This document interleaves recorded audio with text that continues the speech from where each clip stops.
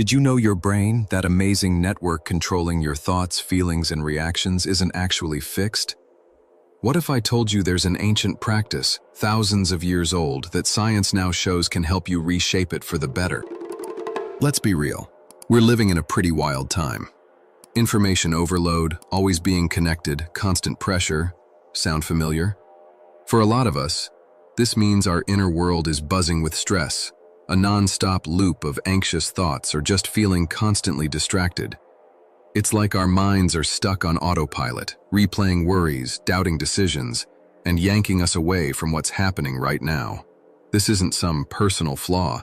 It's often just our brains trying their best to deal with a super complex world. We're hit with so much stimuli, and our brains can get stuck in patterns of freaking out or overthinking.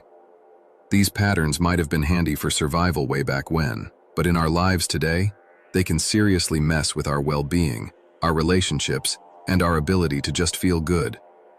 But what if this inner chaos wasn't a life sentence? What if you could gently nudge that battle towards lasting peace, not by wishing it away, but by actually training your mind? The answers, it turns out, are hidden in the incredible adaptability of our own brains. Vipassana started over 2,500 years ago in the Buddhist tradition. Vipassana often gets translated as clear seeing or insight meditation. And believe me, it's way more than just a way to relax. It's a deep path of observing yourself and training your mind. At its heart, Vipassana is about watching reality as it truly is. You pay super close attention to how your thoughts, feelings, and body sensations are always changing. But here's the kicker. You do it without judging, without craving the good stuff, and without pushing away the bad stuff. You just learn to sit with whatever comes up, pleasant, unpleasant, or neutral, and watch it appear and disappear. It might sound almost too simple, but that simplicity holds a powerful key to change. This isn't about emptying your mind or stopping your thoughts. It's about changing your relationship with your thoughts and emotions. It's about really understanding, from your own experience, how your inner world works. And the payoff? It's huge. The chance to literally reconfigure your brain's pathways, leading to big shifts in how you handle stress, manage your emotions, and show up in the world. For a long, long time, science mostly thought that once you were an adult, your brain was pretty much set. What you had was what you got. But over the last few decades, that idea has been totally flipped on its head, thanks to the discovery of neuroplasticity. Neuroplasticity is just a fancy word for your brain's amazing ability to reorganize itself, to build new connections between neurons and get rid of old ones, all throughout your life. Think of it like this. Your brain is constantly learning and changing based on what you experience, what you think, and what you do. As neuroscientist Sarah Lazar says, the brain is plastic. This means neurons can actually change how they talk to each other based on our actions. Just like hitting the gym can change your muscles, mental training, like Vipassana meditation, can reshape your brain. If you keep practicing a particular mental skill, the parts of your brain and the neural circuits involved get stronger and more efficient. So if you practice focusing your attention, your brain will actually restructure itself to make it easier to concentrate. If you practice watching your emotions without flipping out, you'll build a brain that's more resilient to stress. So Vipassana isn't just sitting there passively. It's an active mental workout that uses this incredible neuroplasticity to make positive changes from the inside out. So what's actually happening inside your head when you practice Vipassana? Thanks to some pretty cool brain scanning tech like MRI, scientists can now peek inside the meditating brain and see some truly remarkable changes. And these aren't just quick mood boosts.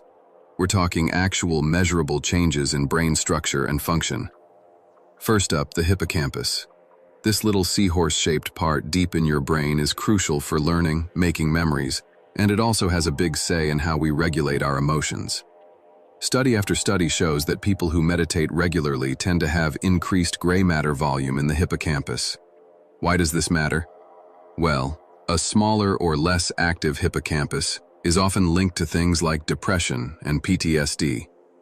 So by beefing up the hippocampus, Vipassana might just make us better at learning healthier emotional responses and boost our overall psychological strength.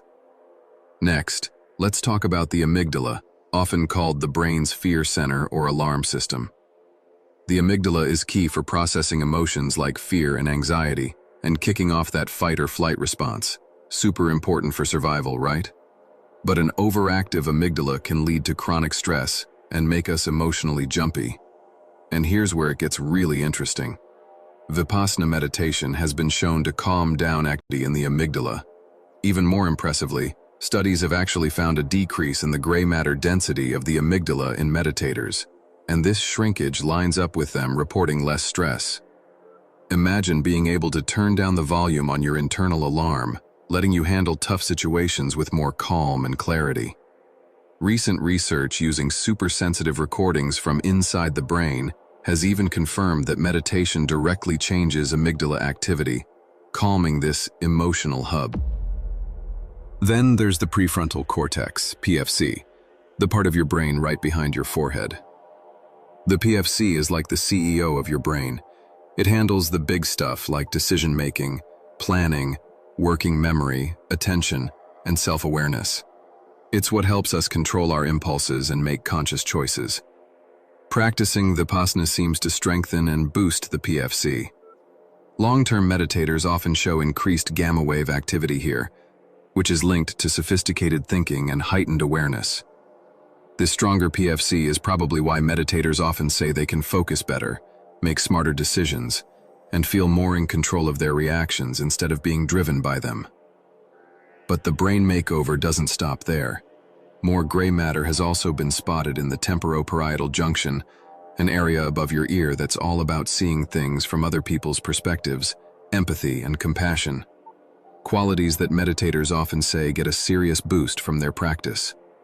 On top of that, research shows changes in other important brain areas like the anterior cingulate cortex, involved in attention and self-regulation, the insular cortex, key for feeling your internal bodily states or interoception, and the thalamus, a kind of relay station for sensory info. All these changes suggest that sticking with meditation leads to widespread brain adaptations that sharpen your focus and give you a richer, more detailed awareness of your senses. It's like a complete upgrade for the very hardware of your consciousness. It's not just the brain's structure that changes. Vipassana meditation also has a profound effect on the brain's electrical activity, its brain waves. These rhythmic patterns show us different states of consciousness and mental activity. And scientists have found that meditation significantly changes these brainwave patterns, often in ways that are really good for our mental well-being.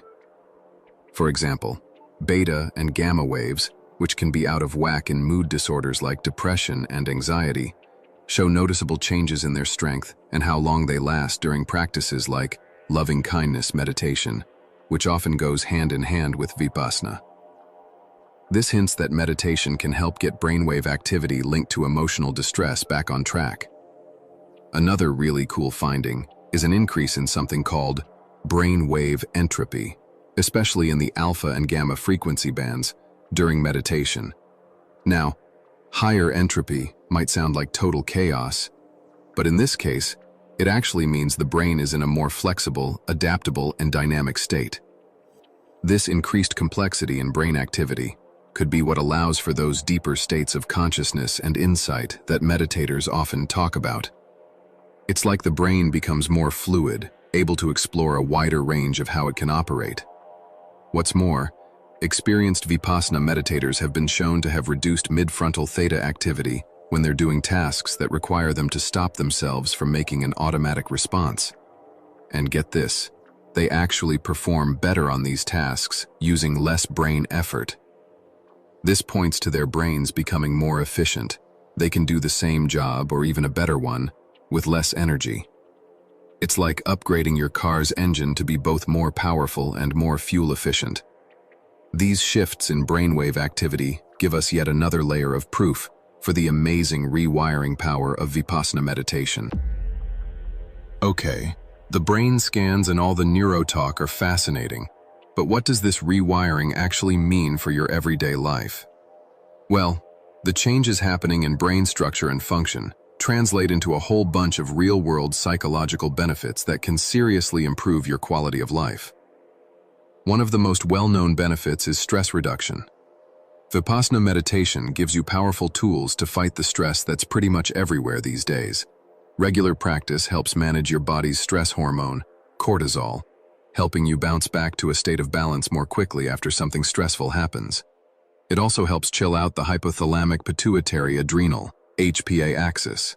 That's your body's main stress response system, making it less reactive. Beyond hormones, meditation has even been linked to lower levels of inflammatory markers in the body, like C-reactive protein and interleukin-6, which are tied to chronic stress-related illnesses. This anti-inflammatory effect might happen through the vagus nerve, suggesting a deep link between your mind, brain, and immune system. Then there's the super important area of emotional regulation. Vipassana teaches you to observe your emotions without getting totally carried away by them. This practice helps stop those negative thought loops and cuts down on rumination. You know, when you get stuck replaying stressful thoughts or worries over and over. By creating a bit of space between an emotional trigger and your response, you get the power to choose how you react. Research has connected regular meditation with lower levels of anxiety and depression, with some studies even suggesting its effects can be similar to psychotherapy or even antidepressant medication, but without the side effects. One really insightful study found that after an 8-week mindfulness-based course, which shares core ideas with Vipassana, people actually paid more attention to negative self-talk. But, weirdly enough, they had less activation in their amygdala and reported feeling less anxious and worried.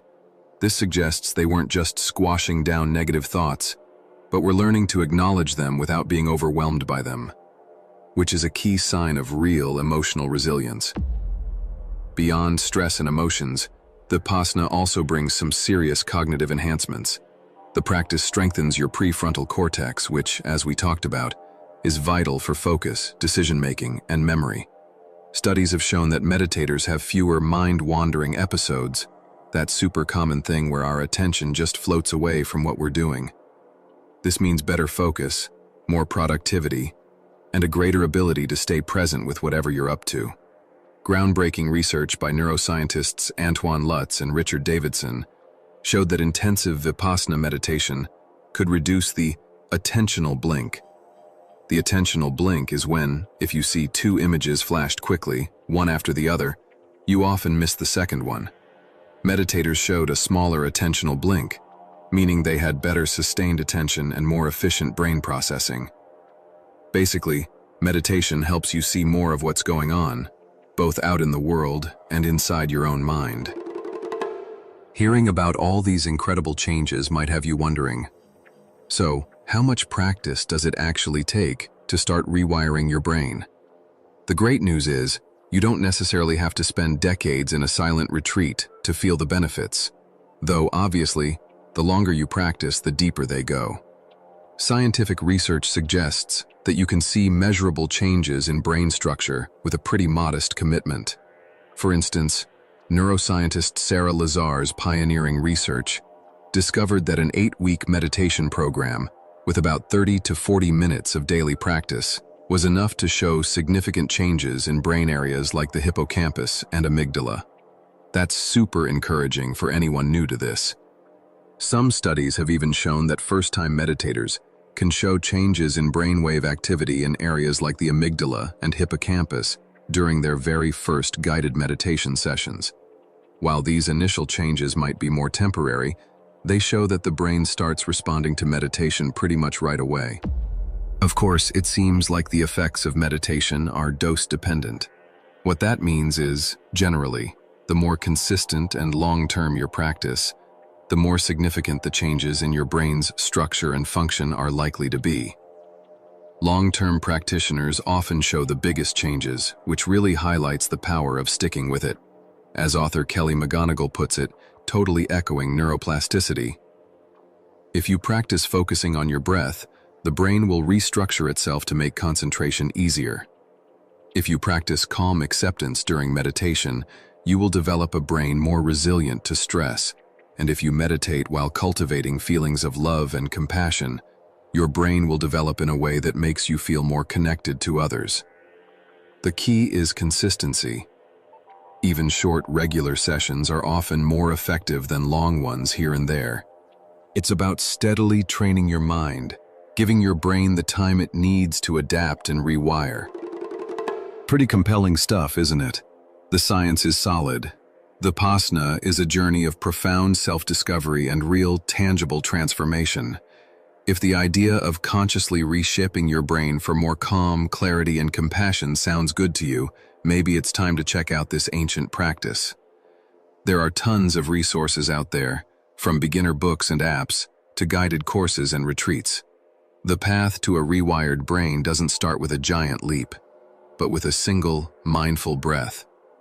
If this dive into the science behind Vipassana got you thinking, please give this video a thumbs up. And hey, consider subscribing and hitting that notification bell for more explorations into brain science, well-being, and the incredible potential of your own mind. So what's the big takeaway? The ancient wisdom of Vipassana and the latest discoveries in neuroscience are telling us the same amazing story. We are not just stuck with the brain we're born with, passively taking orders from it. We have way more power to shape our inner world than we probably ever imagined. Through dedicated practice, Vipassana meditation offers a scientifically backed way to literally rewire our brains, to dial down stress, get a better handle on our emotions, sharpen our focus, and build a deeper sense of well-being and connection. This isn't just about feeling a bit better. It's about fundamentally changing the very organ that perceives and experiences